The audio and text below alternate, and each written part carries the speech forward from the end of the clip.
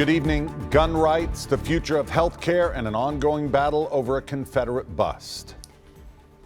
We are looking into some of the top issues up for debate on Capitol Hill. Bills that could impact your loved ones for years to come and potentially alter the legal fabric that makes up our volunteer state.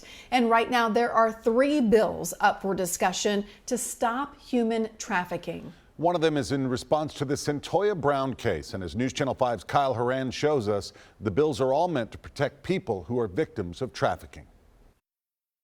The Centoya Brown case horrified and captivated onlookers for years. The story of a 16-year-old girl, a murder trial, and the issue of human trafficking.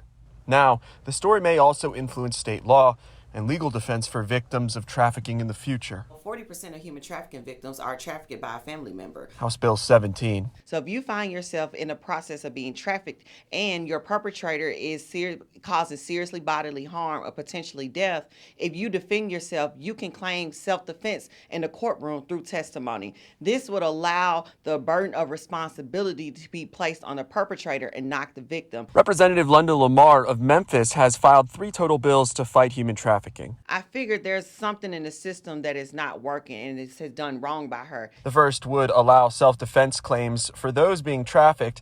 The second has to do with education of teachers.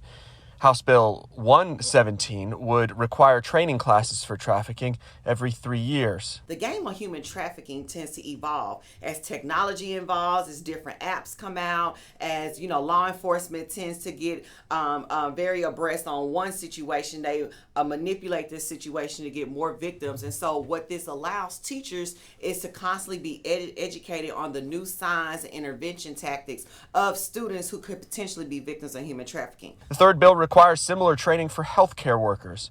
Its legislation Representative Lamar hopes will save a life. Kyle Horan, News Channel 5.